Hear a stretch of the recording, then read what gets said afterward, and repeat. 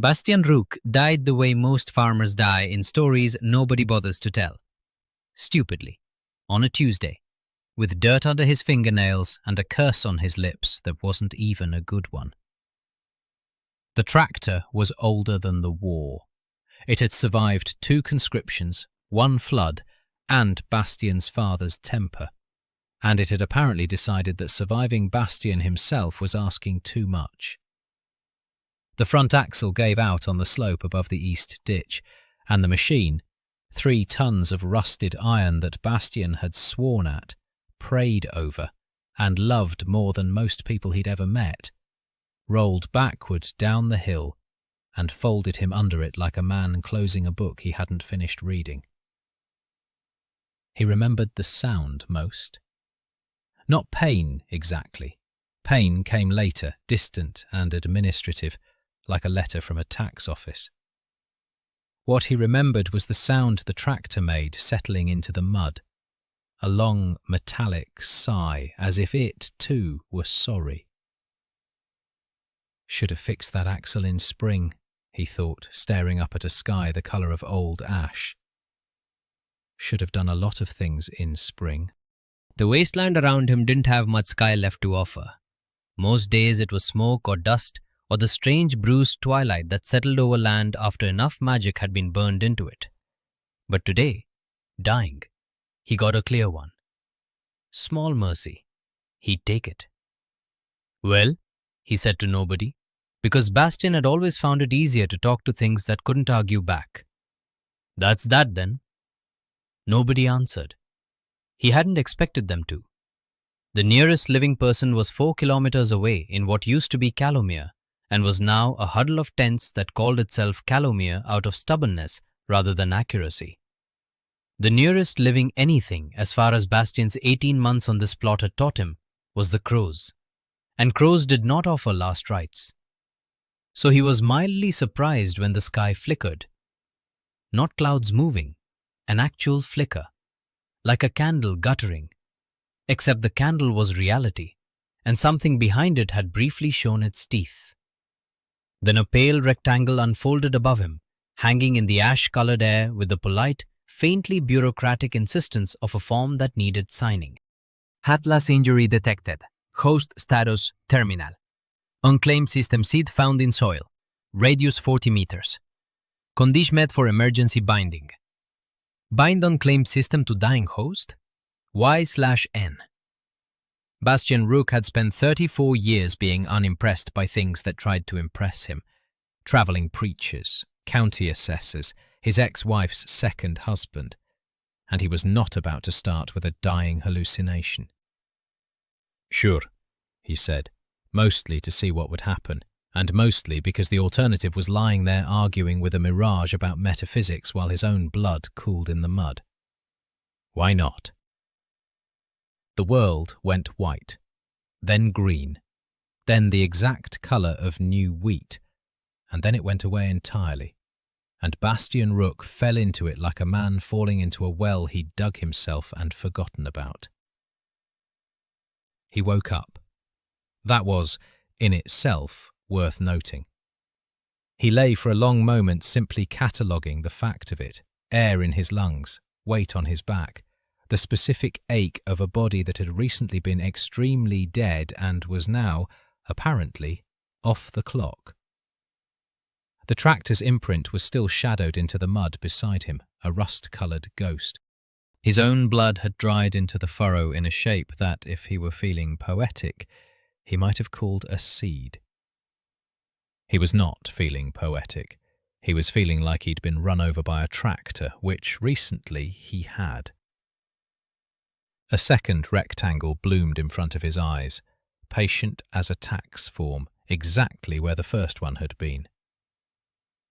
System. Breeder. Class unlocked. Agronomist of the Dark Harvest. Host revived at 4% vitality. Host advised to rest. Would you like to view your status? Would I?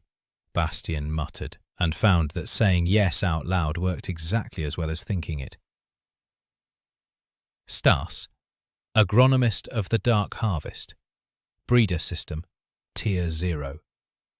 Level 1. Vitality 4/40. Mana 2/10. Fertility affinity 1. Untested. Wasteland soil. Traits: Green thumb, passive, plus 15% growth rate on all cultivated organisms. Gentle hand, passive. Cultivated organisms gain plus 10% loyalty when tended personally rather than by hired labor or automation. Cross-pollinator, active, locked, unlocks at level 2.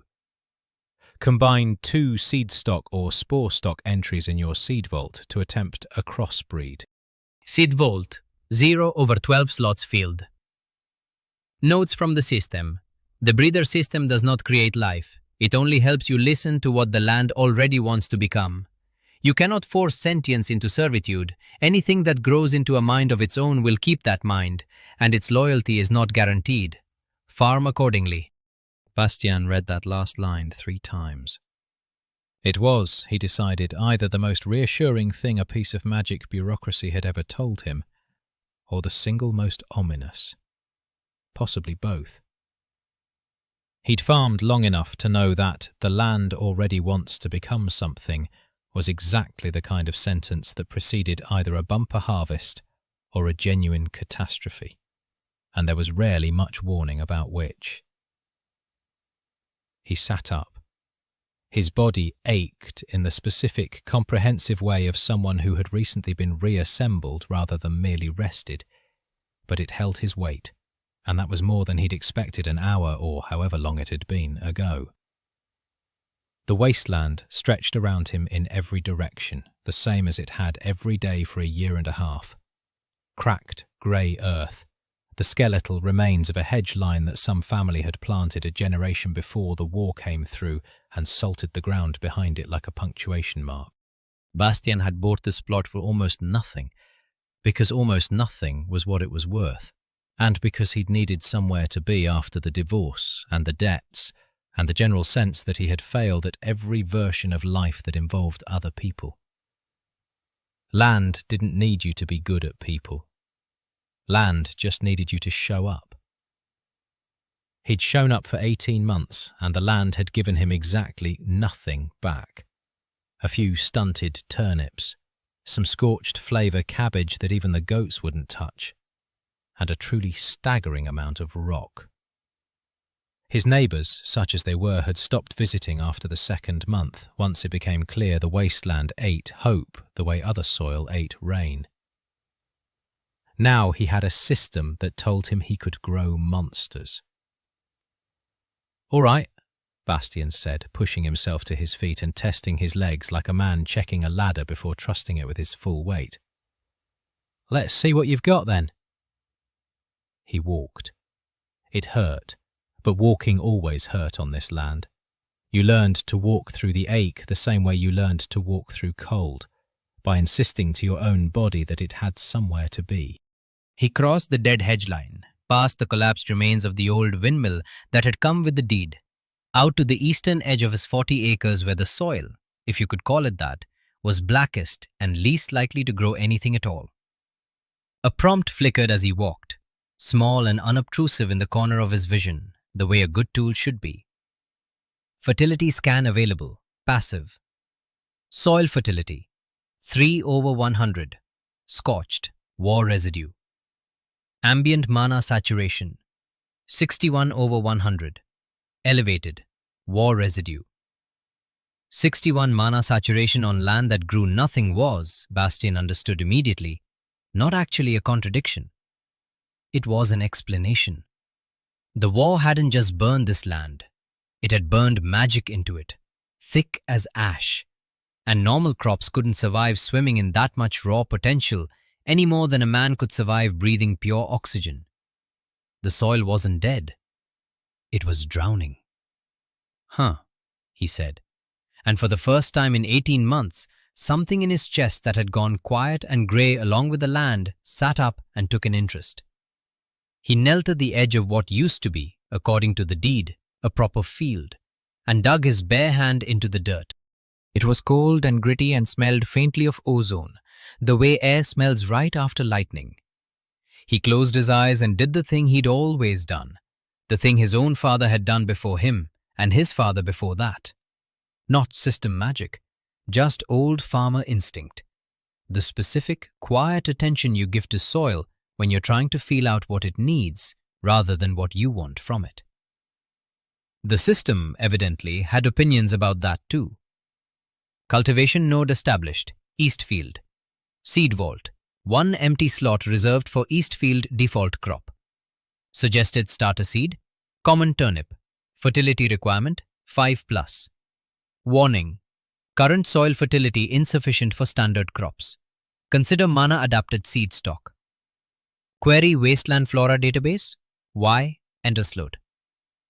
Yes, Bastian said immediately, because if there was one thing 34 years of farming had taught him, it was that you didn't turn down free information about your own dirt. A short list unspooled in front of him, and Bastian read it the way another man might read a menu at a restaurant he couldn't afford, but was determined to order from anyway. Wasteland adapted species, local, wild, unclaimed. Ashcap fungus, thrives on residual mana, aggressive, mild toxicity, historically weaponized by desperate garrisons as an area denial crop, informally, grief mushrooms. Sentinel gourd, vine-based, root network extends up to 30 meters, exhibits territorial behavior, edible flesh. Rind hardens to stone-equivalent density under threat. Mana root vine, parasitic on ambient mana, produces sap convertible to low-grade mana potion. Mildly sentient root cluster, known to follow consistent caretakers. Bastian sat back on his heels in the cold dirt and looked out over 40 scorched, mana-drunk, monster-infested acres of nothing, and felt, for the first time since the divorce papers, since the tractor, since maybe ever, something that was unmistakably excitement. Ashcap first, he decided aloud, mostly because he liked the idea of naming something that terrified an alchemist's guild after something as unassuming as a mushroom. Grief mushrooms, sure. Let's see if they've got any grief left in them, or if they just need somebody who'll actually tend the row. He didn't have proper seed stock. He had a dead field, a healing body, a system that spoke to him like an overly formal insurance adjuster, and the vague, stubborn certainty, the same certainty that had gotten him through droughts, through his father's funeral, through the divorce, through 18 months of watching turnips die politely in soil that hated them. That if you showed up every single day and paid attention, the land eventually told you what it wanted. It had never lied to him before. He didn't see why dying should change that. Would you like to begin first planting? Y/N. Yeah, said Bastian Rook, agronomist of the Dark Harvest, level 1, formerly deceased, rolling up his sleeves over a body that still ached in the shape of a tractor. Let's plant something. 3 hours later, on his knees in dirt that smelled like a thunderstorm that had forgotten to end, Bastian pressed his first cultivated ashcap spore into the blackened earth of the east field, covered it with a careful hand, and said, because he'd always talked to what he planted, and dying hadn't cured him of the habit, "Go on then. Grow something worth being afraid of." The soil did not answer, but a small window opened at the edge of his vision, patient and green, and told him it had heard him just fine. Estimated maturity, 4 days. Green thumb bonus applied, 3.4 days. Caretaker attentiveness bonus available, visit daily. Bastian Rook looked out at his 40 acres of ruined, radioactive, magic-soaked nothing. And for the first time in a very long time, he was not afraid of the silence. He had work to do, and work, unlike people, had never once let him down.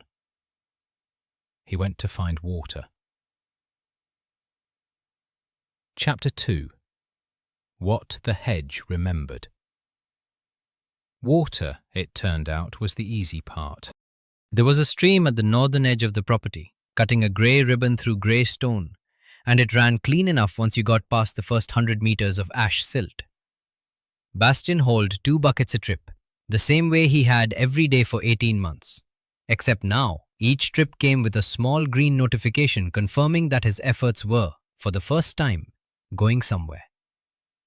Hydration, optimal. He didn't know yet what loyalty meant for a mushroom. He decided he'd find out. The days that followed fell into a rhythm he recognized in his bones, the same rhythm that had structured every planting season of his life. Except now, the system layered a second, stranger rhythm over the top of it. Status windows, growth percentages, the occasional cryptic advisory about mana saturation thresholds. He learned to read them the way he'd learned to read weather as a boy. Not by staring at any single number, but by letting the whole picture settle into instinct. By the third day, the ashcap patch had gone from a scatter of dark spore dots to a low, bristling stand of mushrooms the color of a bruise, each cap trembling faintly even in windless air as if breathing. Bastian crouched at the edge of the row and studied them the way he'd once studied a herd of nervous cattle. Ashcap fungus times 14. Maturity 91%. Note: ashcap exhibits early proto-mobility.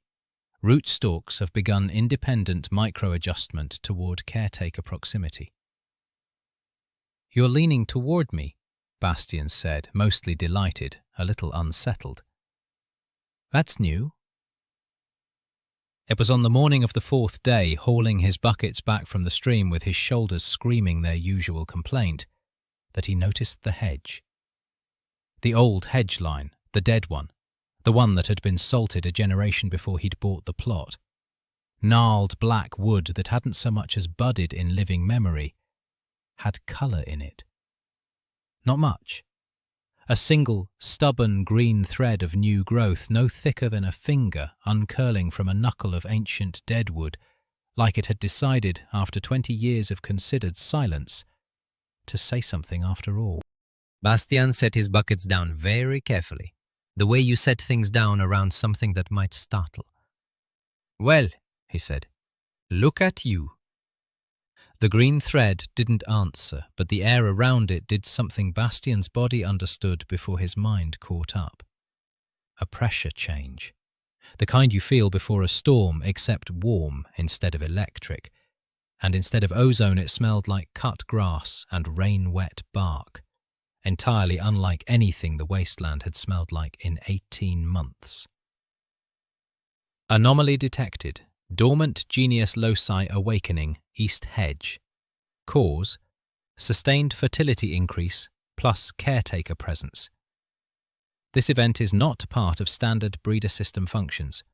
Proceed with caution. "Caution," Bastian repeated, and crouched down anyway because caution had never once grown him a crop. The green thread thickened as he watched.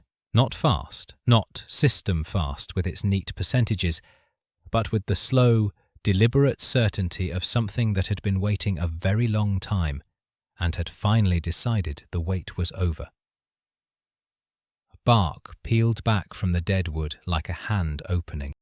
Roots, or something that had once been roots, drew themselves up out of the cracked earth, and where root met air they took on the unmistakable, uncanny shape of shoulders. Bastian had grown up hearing stories about dryads the way most farm children heard stories, as warnings, mostly, about respecting old trees and not cutting hedges during certain moons, half-remembered superstition passed down by grandmothers who'd half-believed it themselves. He had never expected to watch one climb bodily out of a hedge he'd assumed was simply, permanently dead. She was small at first, child-sized, bark-skinned, eyes like sap catching lamplight. And then she wasn't, unfolding upward with the unhurried confidence of a plant deciding how tall it wanted to be today, until she stood roughly his own height, wrapped in bark and moss and the ragged green after-image of leaves that hadn't quite finished growing in yet. She looked at him. She looked with obvious and total suspicion at the buckets, at the hedge, at the mushroom rows behind him, at the whole scorched horizon of his 40 acres. "You," she said, in a voice like wind finding a gap in old wood, "have been feeding the ground." "Trying to," Bastian said. It seemed important, somehow, not to lie to her. "Mostly succeeding last few days." "This land was dead." Not an accusation, a fact delivered the way you'd deliver a diagnosis. "I have slept in it dead for longer than your kind keeps count. Salt and fire and grief packed down to the bedrock. Nothing grows here. Nothing should grow here." "Ashcaps are growing," Bastian offered, nodding toward the bruise-coloured stand behind him. 14 of them, 91% this morning. The dryad's gaze slid to the mushrooms and stayed there a long moment, something unreadable moving behind eyes that weren't quite eyes. When she looked back at him, some of the suspicion had thinned, replaced by something more careful. Not trust, not yet, but the specific attention of someone recalculating. "You are the one the crows talk about," she said. The dead man who rose and started digging. "I prefer agronomist," Bastian said, "but I've been called worse by better company." Something that might, on a more forgiving face, have been the beginning of a smile crossed hers, there and gone like a shadow of leaves in wind. "I am Visha," she said. "I was bound to this hedge before your kind's war. I do not know if I am bound to it still, or if I woke because it is finally becoming something worth being bound to." Visha, genius loci, dryad, awakened. Not a cultivated organism. Not subject to breeder system control. Territory claim, East Hedge and adjoining 6 acres. Diplomatic interaction advised. Diplomatic interaction, Bastian muttered under his breath and decided the system's advice, for once, was sound. "I'm not looking to own this land," he said aloud, carefully, the way he'd have chosen words with a spooked animal or an angry neighbour. "I'm looking to grow something on it. If that's your hedge, your 6 acres, I'm not going to argue you out of it. I've got 34 left over, and from where I'm standing, that's already more than I know what to do with." Visha studied him with the patient, unblinking attention of something that measured time in centuries and had therefore learned not to waste it on people who wasted hers. "You would share your harvest," she said slowly, testing the shape of the idea. "With the land itself." "Been doing that my whole life," Bastian said. "Just didn't used to talk back." For a long moment, neither of them said anything. The stream murmured somewhere behind him. The ashcaps trembled faintly in their row, leaning, as they always did now, very slightly toward their caretaker. Visha's barkskin shifted, restless, the way a person might shift their weight while deciding something important. "Then I will watch," she said finally, "and I will judge. And if what grows here is worth protecting, this land will be a forest again before it is anything the crows would recognize as a farm. That is not agreement. That is patience." "I'll take patience," Bastian said. "Patience, I understand." She turned then and walked back toward the hedge. Except the hedge, Bastian noticed, was no longer entirely dead wood behind her. Threads of green followed in her wake like a hem catching light. Small buds unfurling along branches that had been ash-black an hour before. She paused at the tree line, half dissolved already back into bark and shadow, and looked back at him with an expression he couldn't quite name. "The mushrooms," she said. "They lean toward you." "Seem to." "That is not a breeder trait." A pause, the wind through wood sound of something considering.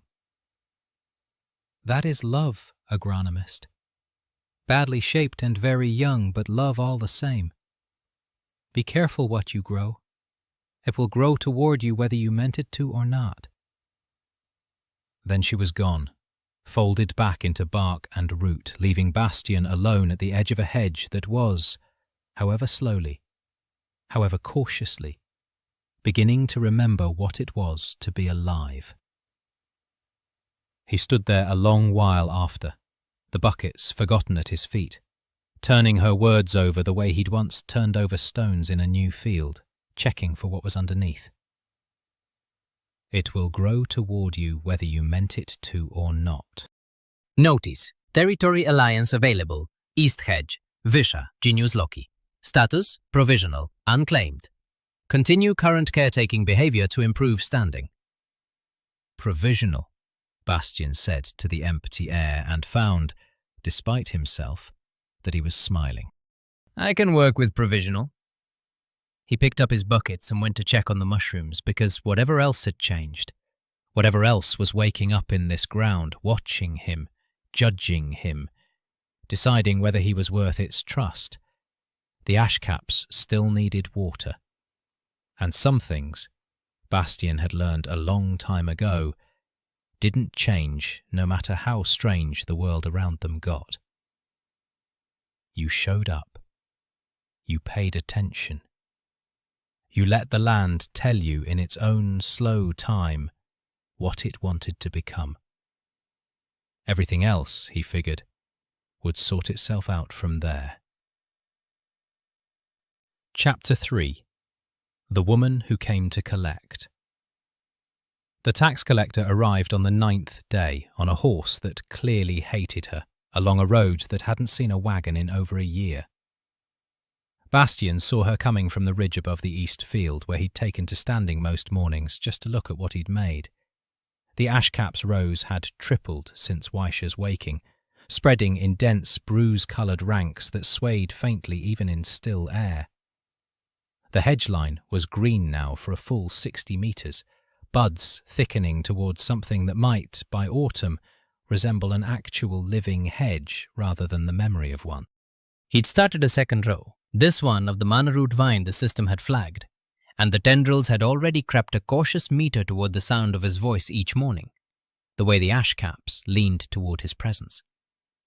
The rider was a small, precise figure in a coat far too clean for the road she'd travelled, with a ledger case strapped across her back like other people carried swords. Bastian had met her kind before. Not her exactly, but the type. The particular breed of crown official who treated a farm visit like a hostile deposition. And he felt his good mood dim a degree as she picked her way down the slope toward him. "Bastian Rook?" she called before she'd even properly stopped her horse. "Depends who's asking." "Odette Marr, Crown Assessor, 4th District, Land and Yield." She dismounted with the crisp efficiency of someone who had done this exact motion several thousand times and resented every single one. "Your plot was surveyed as agriculturally dead 18 months ago. Total yield, prior tax year, 0. You are 3 seasons overdue on a formal reassessment which I am here, under considerable personal inconvenience, to conduct." "Charmed," Bastian said.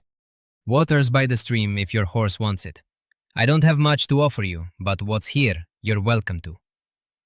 Mar looked at him the way she'd apparently learned to look at farmers who tried to be pleasant with her, with the flat, professional suspicion of someone who'd been charmed out of an honest assessment before and didn't intend to let it happen twice. "I don't need the refreshment. I need to see the field." "Then let's see the field." He led her down the ridge and he watched, with a satisfaction he made no effort to hide, the exact moment her professional detachment cracked. "That's..." She stopped at the edge of the ashcap rows. ledger half raised, pen frozen an inch from the page. That's ashcap, under cultivation, in rows. 14 matured last week, 80-some more coming up behind them. Bastian nodded towards the second, younger stand, the caps still small and pale, not yet fully bruised dark. Mana roots coming in over there. Vine's still young, but it's sticking to the soil. This soil registered a fertility rating of 3 out of 100. Ma crouched at the row's edge, and for a moment the assessor vanished entirely, replaced by something that looked almost like the ghost of a person who had once, a long time ago, actually cared about crops rather than the taxation of them. She touched a mushroom cap with one gloved finger, careful, and it leaned very slightly into her touch, the way it leaned into Bastian's. An experimental, curious lean, testing a new hand. She snatched her finger back like she'd been burned. It moved! They do that, mostly for me. Seems to be extending the courtesy to guests, though. This is not agriculture, Ma said, standing so fast her ledger nearly slid off her arm. This is thaumaturgical cultivation of a restricted class organism, and it requires a permit, Mr. Rook. A permit that the Royal Alchemists Guild has held exclusive licensing rights over since they made sure nobody else could grow it, Bastian said mildly. I know. I read the deed restrictions when I bought this plot, back when it wasn't worth anything to anybody, including the guild. Funny how a permit only becomes urgent once there's something worth permitting. Ma's mouth opened, closed. She looked for one unguarded second genuinely torn between her ledger and her own eyes. I'm not trying to make trouble, Bastian went on before she could find her footing again. I bought dead land nobody else wanted at a price that reflected exactly what it was worth, and I've spent 18 months trying to make something grow on it that would keep me fed through winter. Whatever's happening now, the system, the mushrooms, whatever the guild wants to call it, happened on my own dirt, with my own labour. I'll pay whatever tax is fair on whatever yield I actually produce. I'm not looking to cheat the crown out of a copper. The guild will not see it that way. The guild, Bastian said, can come stand in this field and tell that mushroom to stop leaning towards the man who waters it every morning. I'd pay good money to watch them try. That finally got something out of Ma that wasn't suspicion. A short, surprised huff of a laugh, gone almost before it started, like she'd caught herself doing something unprofessional and was embarrassed by it. You understand, she said, recovering her composure with visible effort, that a fertility jump from 3 to 4. She consulted a small brass instrument she produced from her coat, held it over the soil, watched a needle swing wildly before settling.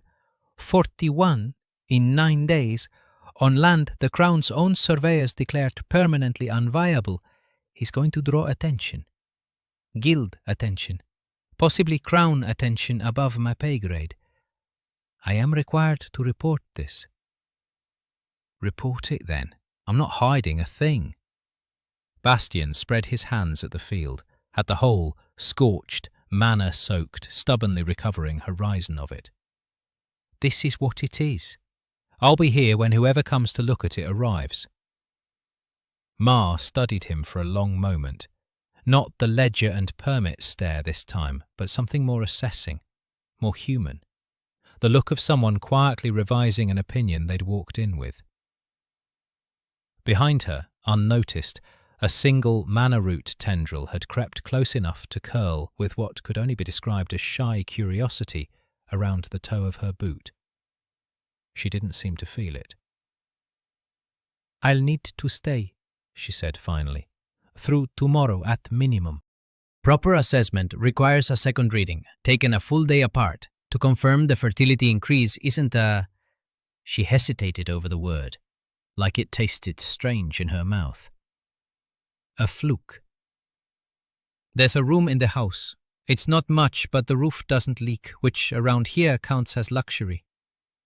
Bastian nodded toward the low stone farmhouse behind them, its shutters newly straightened. Its garden, his garden now, thick with things that hadn't grown in 18 months. "I'll even feed you, if you don't mind eating what the land's actually giving me instead of ration bread." Ma looked for one moment like she was going to refuse out of sheer professional habit.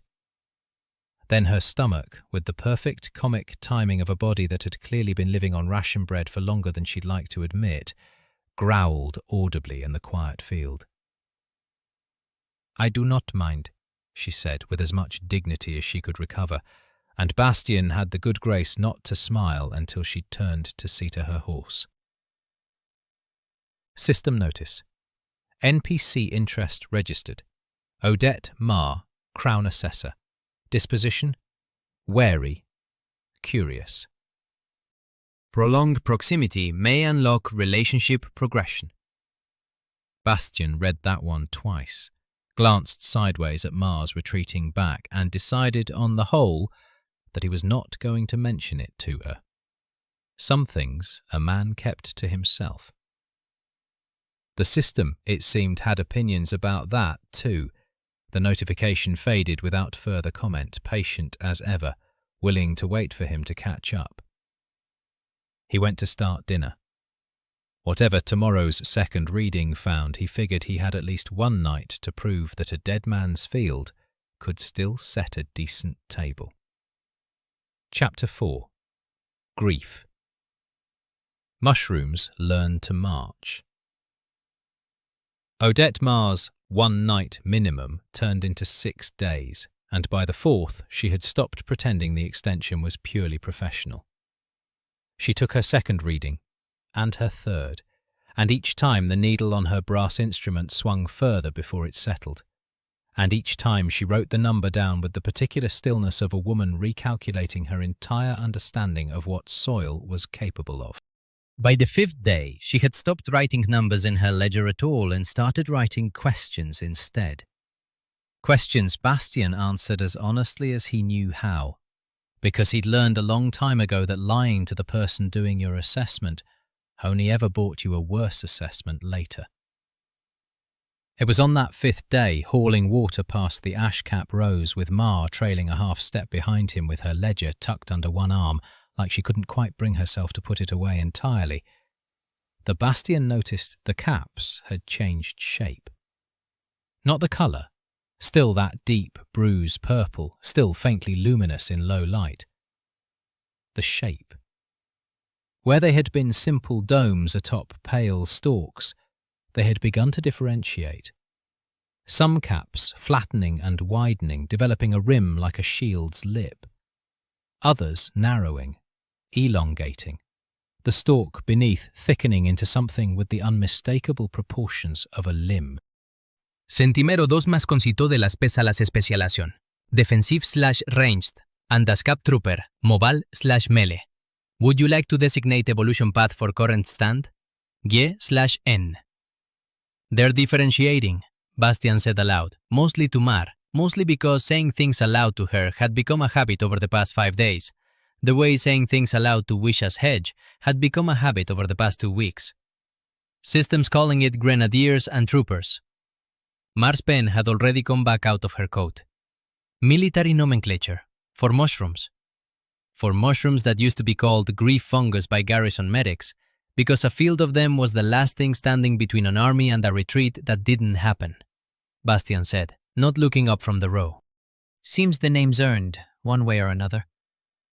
He designated the split, half the stand toward trooper, mobile and close combat, half toward grenadier, rooted and ranged, because a farmer who'd survived one war knew better than to put all his eggs, or in this case, all his fungus, in a single tactical basket.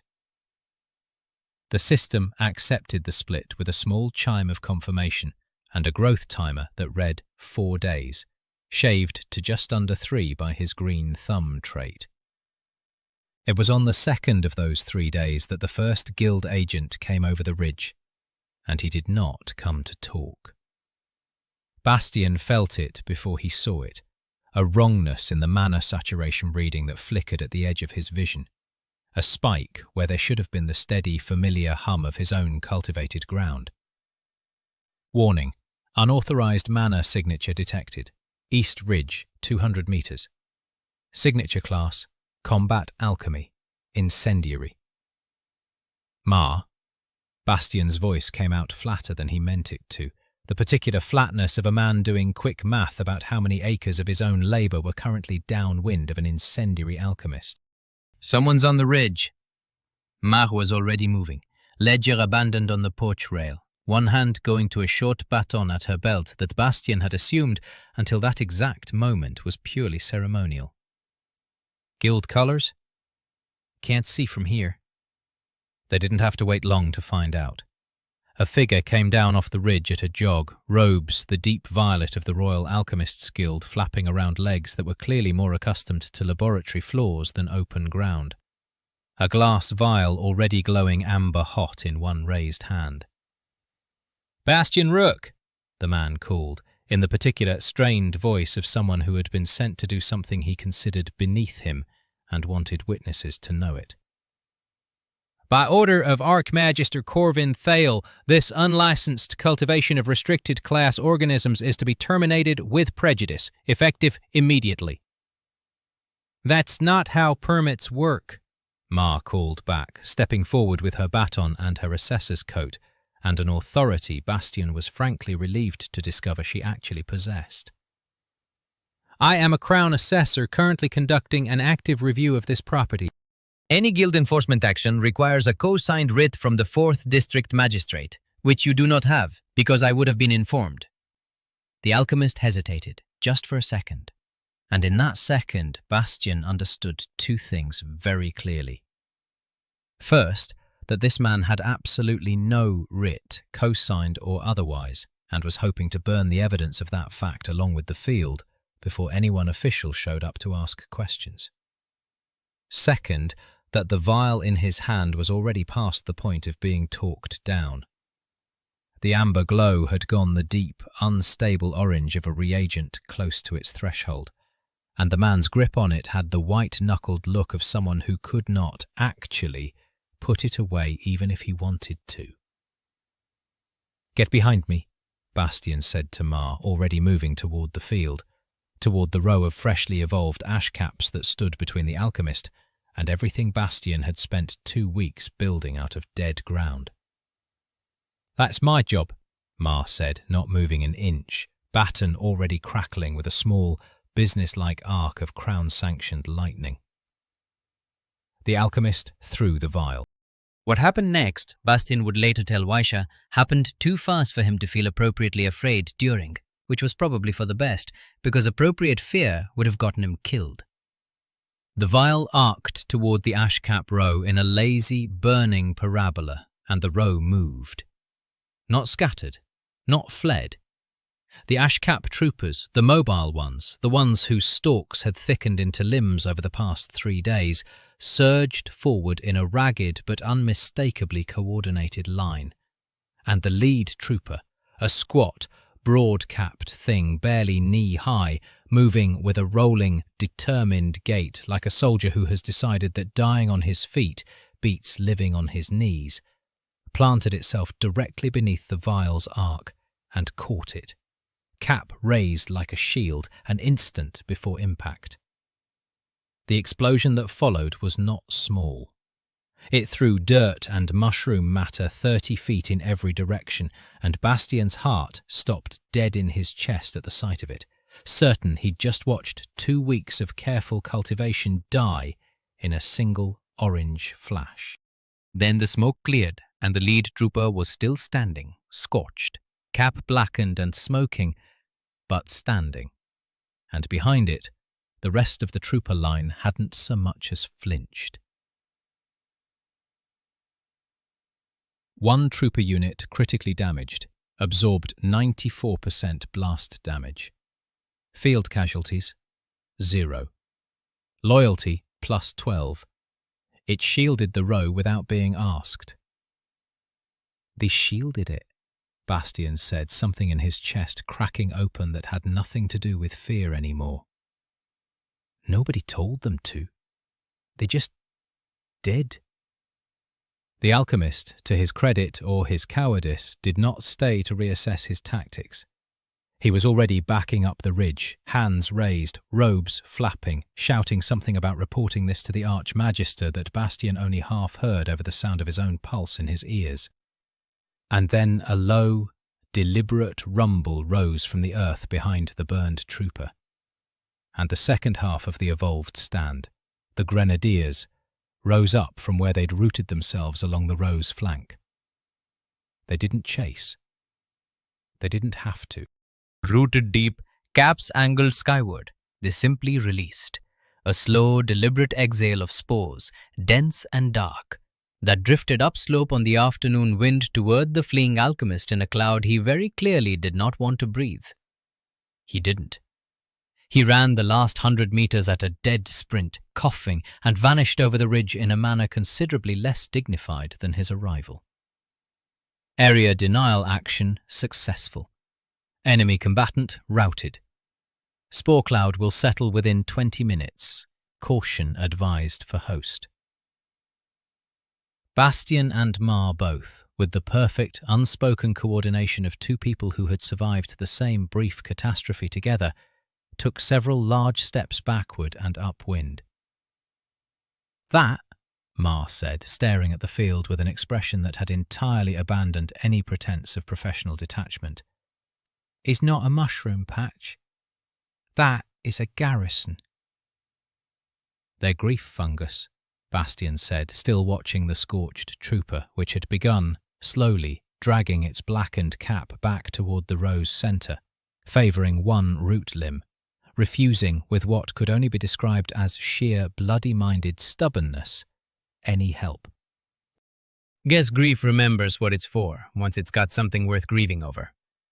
He crossed to the wounded trooper and knelt, the way he'd knelt beside sick calves and lame horses his whole life, and put a hand, careful, on its scorched cap. "You didn't have to do that," he said quietly. The trooper didn't answer. It had no mouth, no obvious means of understanding him at all. But it leaned, faintly, into his palm, the same small, trusting lean the whole stand had been giving him for 2 weeks. Except this time, it felt like something closer to a name.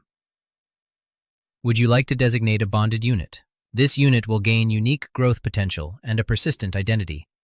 Bastian looked at the scorched little thing a long moment, thinking of grief fields and garrisons and grandmother's half-remembered superstitions, and thinking, too, of a hedge that had waited 20 years for someone worth waking up for.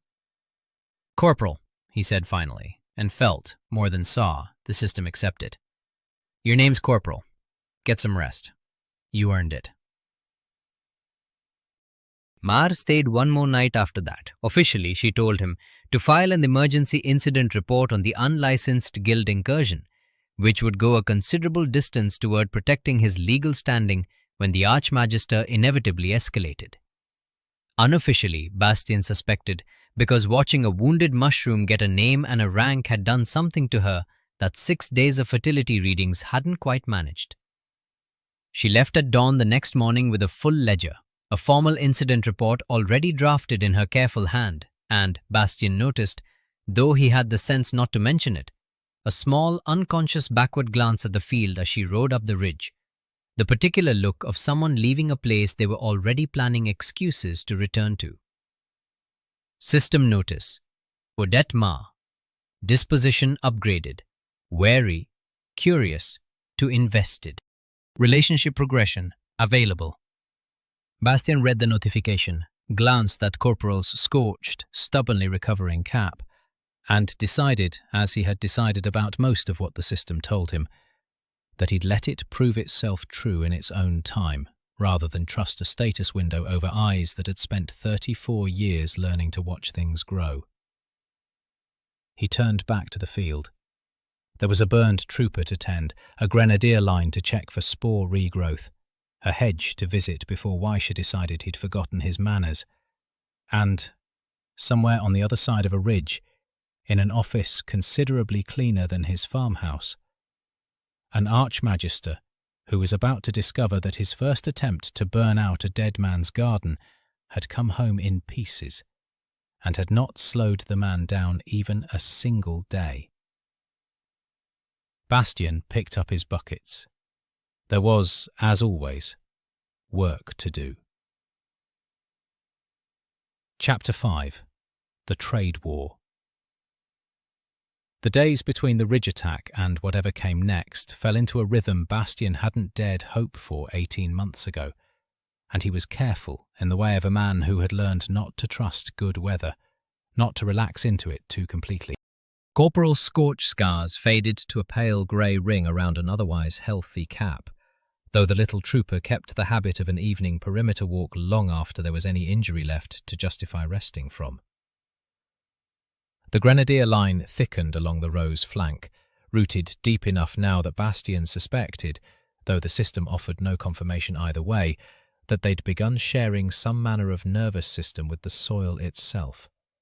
Wishes doing, perhaps, or simply what happened when grief fungus was given 2 weeks of peace to grow into whatever it wanted to become. The sentinel gourds came in on the 9th day after the attack, and Bastian spent a full morning simply sitting at the edge of their bed, watching pale green vines unfurl across bare ground with the slow, searching patience of something testing whether the world was safe to commit to. By afternoon, the vines had found the old fence posts at the field's southern boundary and begun climbing. And by evening, the first gourd had swollen from a modest, fist-sized bud to something the size of a dog, its rind already darkening towards the stone-hard density the system's notes had promised. Territorial threshold approaching. Root network expanding. Current radius 11 meters. Projected radius at maturity 30 meters. Note: Sentinel gourds do not distinguish between threats and unfamiliar caretakers. Introduce new personnel to the bed personally. Bastian took that advice seriously enough to spend an entire evening walking Celis along the gourd bed's edge, hand resting lightly on her shoulder in a gesture that felt, he privately admitted, more intimate than he'd intended it to. Introducing her name aloud to vines that had no ears he could identify and every reason, apparently, to remember it anyway. "You talk to your vegetables," Celis observed, not quite managing to keep the wonder out of the observation, 3 days into her stay, her guild-trained instincts visibly straining against the plain, stubborn ordinariness of what she was watching. "Talked to worse things longer and gotten less back," Bastian said. "Vegetables at least have the decency not to argue." She'd proven in those first days to be exactly as useful as she'd promised at the lane's edge. Not through any dramatic intervention, but through the quiet, unglamorous work of reading soil composition reports Bastian had never known to keep, cross-referencing the mana root sap's mana signature against guild formulae she still had memorized despite herself, and once, memorably, spending an entire night awake identifying the precise reagent blend in a fresh vial of incendiary compound that Corporal's evening patrol had discovered buried at the field's edge, unexploded, clearly meant for a second attempt that had, for reasons neither of them could yet explain, never come. "Thales testing something," Celis had said that night, turning the disarmed vial over in gloved hands by lamplight, her exhaustion for once entirely eclipsed by focus. "This isn't an attack. It's a dormant trigger, set to detonate on a specific mana threshold, not a timer. He's not trying to burn the field. He's measuring how close your fertility readings get to something before he decides whether burning it is even still the right tool." Measuring for what? Celis hadn't had an answer that night, and the not knowing had sat uneasily between them long after the lamp burned down. A small, patient warning neither of them yet had the shape of, waiting in the dark at the edge of a field that was, every day, becoming something neither the guild nor the crown had a proper name for yet. Bastian thought of it again, weeks later, staring at the empty market lane where Thomas Undry's wagon no longer came. The declaration, when it came, did not arrive by messenger or by writ. It arrived by market price. Bastian didn't hear about it from Mar, who had returned to her district office to file her incident report and had not yet come back, though she'd promised she would. He heard about it from Thomas Undry, the miller from Calomere, who rode out on the 11th day with a wagon he clearly hadn't wanted to bring, and a face that suggested he'd argued with himself the whole way. "They've posted a notice in every market town for 40 miles, Thomas said, not bothering to dismount, the wagon's bed conspicuously empty of the flour sacks he usually brought to trade. Royal Alchemists Guild. Anyone caught buying, selling, or trading with the unlicensed cultivator known as Bastian Roque forfeits their own guild licenses and permits. Seed merchants, herbalists, potion sellers, anybody who so much as touches a guild stamp." He looked genuinely apologetic. "I've got 4 kids and a mill that runs on a guild-stamped grinding charm, Bastian. I can't—" "I know," Bastian said, and meant it. He'd expected the alchemist on the ridge to be a warning shot. He hadn't expected the follow-up to come this fast, or to be aimed this precisely, not at his field, which had already proven it could shrug off a direct assault, but at the much softer, much more human infrastructure of a man trying to sell mana-grade vine sap and grief mushrooms to a market that needed both and would be legally punished for admitting it. "For what it's worth," Thomas added, already turning his wagon, "half the town thinks it's a rotten thing to do to a man who's just growing food. The other half scared of losing their licenses. Can't say I blame either half." "Neither can I," Bastian said, and watched him go. Trade restriction detected. Royal Alchemists Guild embargo active. Local market access severely restricted. Suggested response: diversify distribution channels / direct-to-consumer black market / petition Crown for anti-monopoly review. "Petition the Crown," Bastian muttered, reading the last suggestion twice. "Sure, I'll just walk up to the palace gate." He did not, as it turned out, need to walk anywhere at all. 3 days into the embargo, with his mana root sap fermenting untouched in clay jars he had nowhere legal to sell, a very familiar horse came down the ridge road at a pace that suggested its rider had somewhere urgent to be. "The guild has overreached," Odette Marr said, before she'd even fully dismounted, ledger already in hand, her crown assessor's coat replaced by something plainer, travel-worn, the coat of a woman who had ridden hard and not stopped to change. "An embargo on trade with a licensed crown taxpayer, imposed without magistrate review, on the basis of a cultivation practice that has not been formally ruled illegal.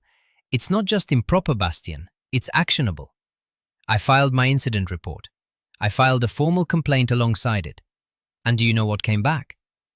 I'm guessing not good news, given you rode out here looking like that."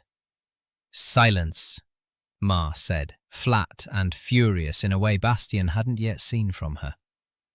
Not a denial, not a rebuttal. Silence, and then, 4 days later, an embargo notice posted in 40 market towns, timed almost exactly to bury my complaint under a fait accompli.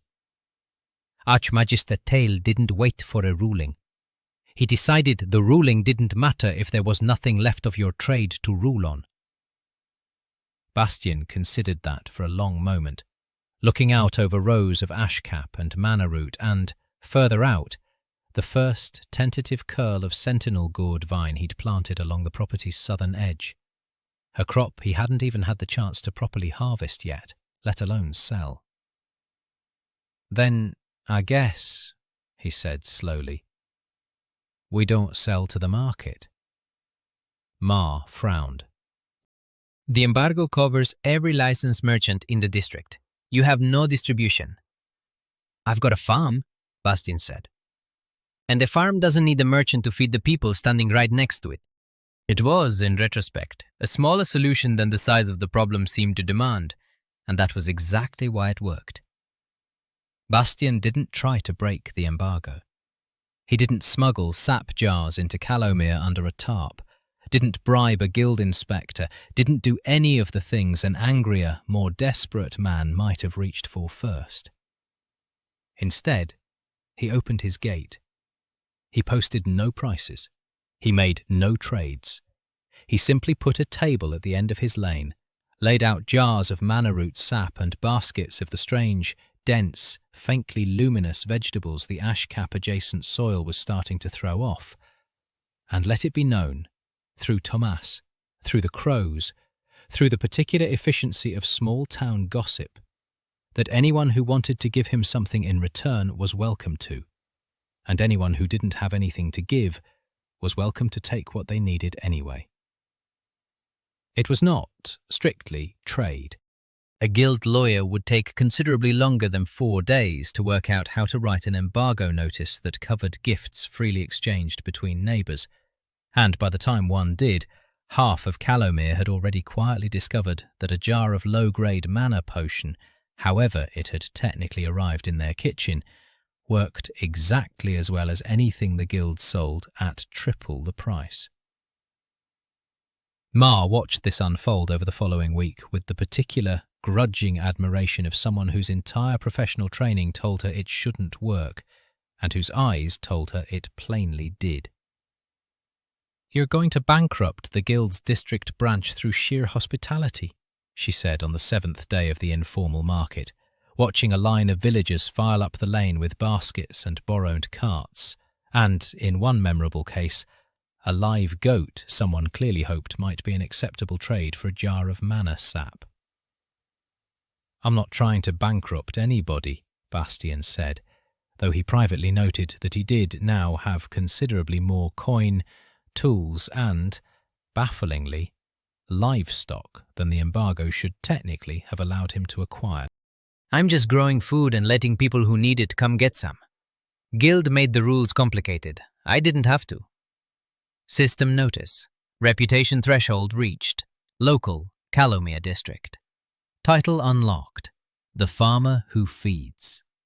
Effect. Plus 20% loyalty gain from human NPCs within district. Guild embargo effectiveness reduced by local goodwill. Bastian read the title, snorted, and decided not to mention it to anyone on the grounds that a man who introduced himself with a system-granted title was a man who deserved whatever mockery followed. The woman arrived on the 12th day of the embargo, on foot, at dusk. In guild travel robes she'd clearly torn the insignia off in a hurry, the threadwork unpicked, but the ghost of the pattern still visible if you knew where to look. The mark of someone who had left in enough of a rush not to think about appearances, but not so much of one that she left the robes behind entirely. Bastian was checking on Corporal, who had made a full recovery and had, in the 2 weeks since the Ridge incident, developed an unmistakable and faintly ridiculous habit of patrolling the field's perimeter each evening like a soldier walking a wall that no longer needed walking. He saw her coming up the lane and set his water bucket down slowly, the way you set things down around something that might bolt. "If you're here to burn my field," he called, "you're welcome to try. But I should warn you the last man who tried left considerably more scorched than he arrived." "I'm not here to burn anything." Her voice was steadier than her posture suggested it should be, exhausted, hollow-eyed, but level, the voice of someone who had made a decision and was too tired to second-guess it now. "I'm here because I helped formulate the incendiary compound your visitor used 2 weeks ago. And I have spent every day since watching my own guild lie about what happened to cover the fact that a farmer's mushroom garrison routed a licensed alchemist in under 4 minutes. That got Bastian's full attention. "Your guild was." She reached up and pulled the last threads of unpicked insignia from her collar, let them fall in the dirt of his lane like she was setting down something she'd been carrying too long. "Celis Vane, 4th tier alchemist, compound specialisation. Formerly assigned to Archmagister Thale's District Enforcement Division. I wrote half the reagent formulas his enforcers have been using against you. I know what's in every vial that's come at your field so far, and I know what's coming next. And I have spent 2 weeks telling myself that knowing wasn't the same as being responsible for it." System notice. Celis Vane, class, alchemist, guild-trained, defector. Skill set, compound synthesis, reagent analysis, restricted formulae knowledge. Potential ally, high value. Trust, unestablished. Warning, subject may be under surveillance. Harboring known defector carries legal and magical risk. Bastian read the warning, looked at the exhausted, hollow-eyed woman standing in his lane with torn insignia at her feet, and nowhere else evidently left to go, and thought about grief mushrooms that had learned to shield a row without being asked, and a hedge that had waited 20 years to decide someone was worth waking up for. "Why now?" he asked, not unkindly. "Why not 2 weeks ago before the ridge?" "Because 2 weeks ago I thought the guild was simply protecting its market share," Celis said. "Aggressive, arrogant, but not wrong. Not exactly. Restricted cultivation licenses exist for real reasons, some of them good ones. Then I watched the incident report Tails suppressed, the one your assessor filed, and I read what your field actually did when it was attacked. It didn't retaliate. It defended. One unit took a blast meant for the whole row and the rest didn't so much as flinch out of formation. That's not weaponized cultivation, Mr. Rook. That's loyalty. The guild doesn't have a formula for that. It never will. And they are so afraid of what that means for their monopoly that they've started lying to the crown to bury it." She looked up at him, and for the first time her steady voice cracked, just slightly around the edges. "I have nowhere else useful to be," she said. "I would like to be useful here, if you'll have me. I can tell you exactly what Thale is going to try next. I can tell you how to counter every reagent in his division's arsenal. And I would very much like, for once in my career, to build something instead of being ordered to burn it."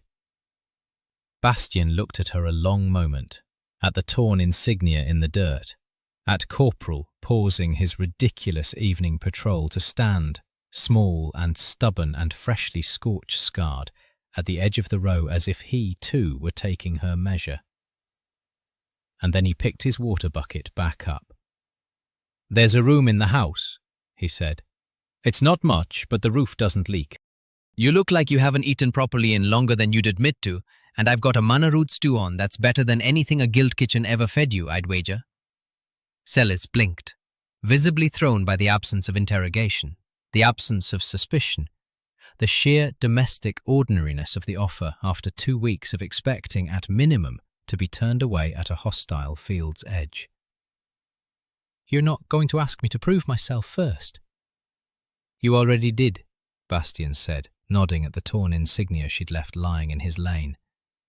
"Man doesn't rip guild thread off his own collar and walk 12 miles on an empty stomach unless she means it. Rest tonight.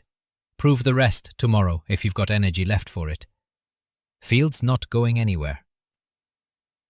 System notice. Territory Alliance. Celis Vane.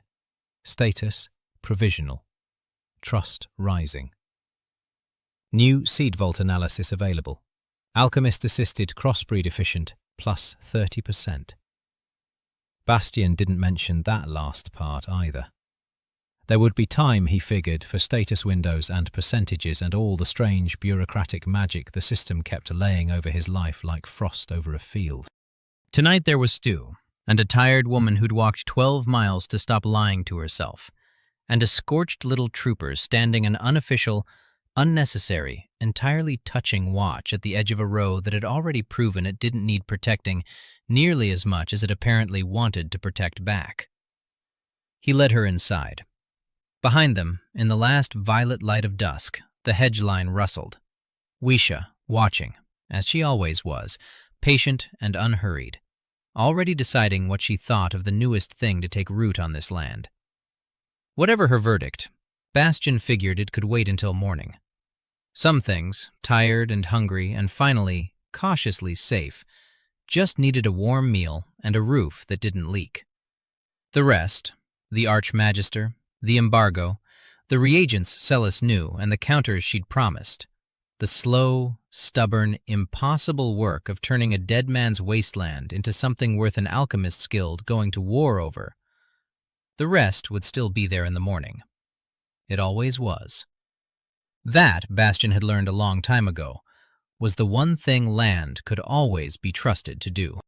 40 miles away, in a tower whose windows had been enchanted to never show weather worse than a light, decorative drizzle, Archmagister Corvin Thale was reading the same incident report Odette Marr had filed 2 weeks prior, for the 11th time, as if repetition might change what it said. It did not change. A single, unlicensed cultivator, working alone with no formal guild training and no prior thaumaturgical record of any kind, had produced a restricted class organism capable of independent tactical cohesion within 9 days of system binding. His own enforcer, Journeyman Dresch, third in his graduating cohort, a man Thale had personally vouched for, had been routed by mushrooms. Not defeated in some ambiguous magical duel that could be spun for the guild ledgers. Routed. Coughing, sprinting, robes flapping in front of a crown assessor who had, with what Thale privately considered infuriating professional thoroughness, documented every second of it in a report now sitting on a magistrate's desk. "You wished to see me, Archmagister?" Thale did not look up from the report. He had known the voice since it was young enough to still be asking permission before speaking, and he did not appreciate this particular morning being reminded of it.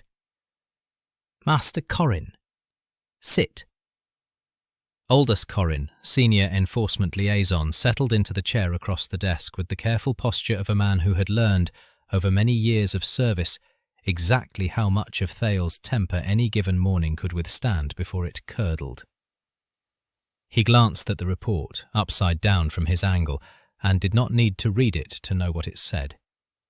The whole district knew what it said. That was, in fact, precisely the problem. "The embargo isn't holding," Corrin said, because someone had to say it, and it was invariably his job to be the someone. "Calamir's district office reports informal trade continuing at roughly the same volume as before, restructured as gift exchange. We cannot prosecute gratitude, Archmagister." "There's no statute for it." "Then we write one. That would require Crown approval, which would require explaining to a sitting magistrate why the guild is attempting to criminalize charity directed at a farmer whose only offense, on paper, is growing an unusually effective crop." Corrin said it as gently as the sentence allowed, which was not very gently at all. It would also require explaining Dresch's incident report a second time, this time to people considerably less inclined than the district office to let the framing slide. Thale set the report down at last and looked at his liaison with the particular flat stillness that every junior alchemist in the tower had learned, over years of careful observation, to be afraid of. "Do you know what the selection compact protects, Corrin?" "Not our monopoly. I don't care about the monopoly the way the merchants think I do. Coin is coin, and the guild has never wanted for it. The compact exists because 200 years ago, before the crown regulated thaumaturgical cultivation, half this kingdom's arable land was lost to breeders who didn't understand what they were growing until it grew past them. Mana-saturated organisms with no oversight, no containment protocol, no failsafe. We are not protecting a market share. We are protecting this kingdom from a mistake it already made once." "With respect, Archmagister, that mistake was made by breeders working in secret, without oversight, specifically because there was no lawful path to cultivate at all. Rook has been transparent with the Crown Assessor from the first day of contact. He has offered no resistance to inspection. If anything, the field's own behaviour, defensive, not aggressive, protective of the caretaker and each other, not expansionist, argues against exactly the scenario the compact was written to prevent." "The field's behaviour today," Thale said, 9 days after binding. "I have read the growth curve in that report as many times as you have, Corrin, and I do not think you have understood what it means. A caretaker-bonded organism with independent tactical cohesion at Tier 0, 9 days in. Extrapolate that curve forward 1 season, 1 year. What do you imagine we will be negotiating with by then? A farmer, or an army that happens to currently enjoy being a farmer's army for reasons that have everything to do with sentiment and nothing to do with law? Corin was quiet for a long moment. It was, Thale privately allowed, the correct response. He had raised a valid point, and valid points deserved silence rather than immediate rebuttal, which was more consideration than Thale generally extended to anyone in this tower. "Then what would you have me report to the Enforcement Division?" Corin said finally. "Given that direct incendiary action has already failed once, publicly, in front of a crown witness." Thale rose, crossed to the window with its permanently pleasant, permanently false drizzle, and looked out over a city that had no idea yet what was quietly being decided about its future in this room. "Not force," he said. "Dresh was a blunt instrument sent to do a surgeon's work, and I own that error. We will not repeat it." He turned back, and there was something in his expression that Corin, who had served him for 11 years, recognized as considerably more dangerous than simple anger. The particular, patient look of a man returning to first principles. "The compact has a provision I suspect Mr. Rook has not read closely, buried in the third appendix, concerning land status reclassification. If a plot under active thaumaturgical cultivation demonstrates sustained non-agricultural ecological transformation, forest regrowth, awakened genius loci, that sort of thing, it can be petitioned out of agricultural taxation entirely and reclassified as protected wildland, which sounds to an untrained ear like a victory for him, but removes it from Crown agricultural jurisdiction," Corin said slowly, understanding arriving with visible discomfort, "and places it under guild ecological oversight," Thale said. "Us, not the district magistrate, not the Crown Assessor's Office. Us, by treaty provision 2 centuries old, written back when the guild still ran the compact's enforcement arm directly, and never repealed because no one has invoked it in living memory." A thin, humorless smile. "Mr. Rook is, by all accounts, cultivating a dryad-touched hedge alongside his mushroom garrison.